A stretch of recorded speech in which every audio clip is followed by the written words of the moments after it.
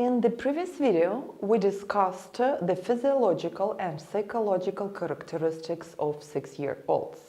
And now, let me please explain how these characteristics are connected with the teaching tools and techniques that we use for teaching them.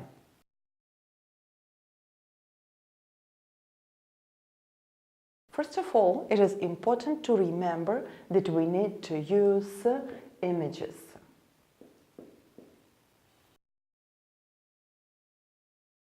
The images have to be bright and colorful and also consistent.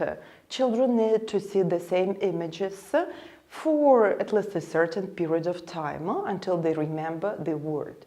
This is explained by the high level of children's emotivity, and in order to feel the emotional response from them, you have to be especially peculiar about the images.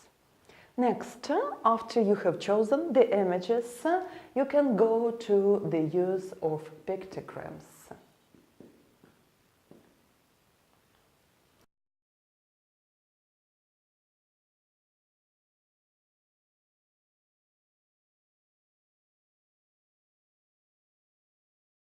The use of pictograms is explained by the lack of learning experience in children, and also it is important to remember that pictograms have to be used consistently.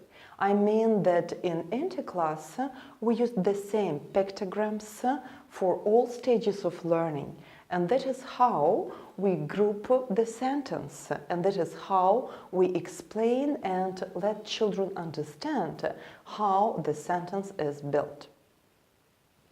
After you have chosen the pictograms and decided about the images, it is important to create the variety of teaching tools.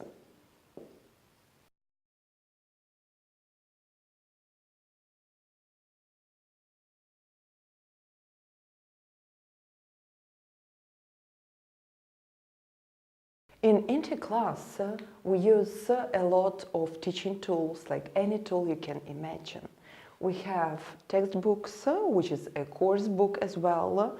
We also have classroom maps, we have speaking maps, we have cards, we use worksheets, and many other materials.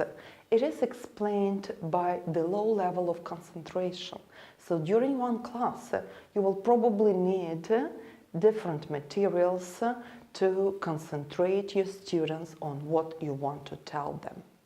Variety is a good word for the other important tool. We use a lot of learning activities.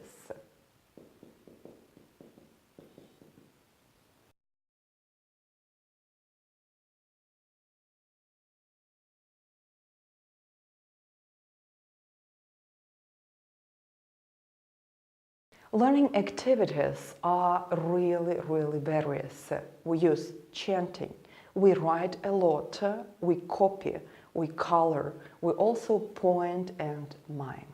Such a variety is explained by the impulsiveness of students, and to control their behavior, again, we need the variety of tools and activities.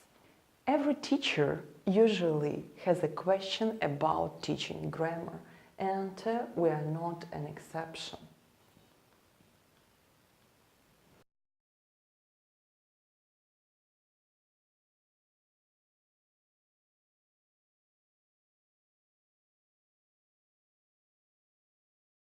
Our teaching philosophy is based on the idea that students have to develop their language awareness, but there will be a certain age for this.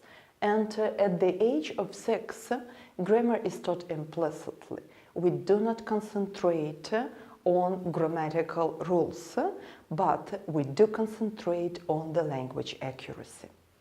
As we teach in non-native environment, and we call this environment passive, our students really have many difficulties in developing their pronunciation.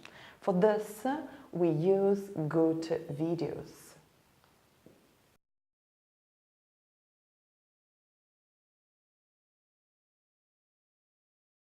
Good videos help to develop children's pronunciation, but also they have a great impact on children's behavior, because children mime, they can dance. These videos may be used as a part of physical activity, and they are really important because we should take into consideration the ability of our children to copy, to mime, and to parrot. And last but not least is playing games. Every teacher has a variety of games in their teaching arsenal, and it's no wonder that we do teach children with using games. And in our videos, like next videos, we will recommend the games which do not bring only fun, but also develop language awareness and help children to learn language better.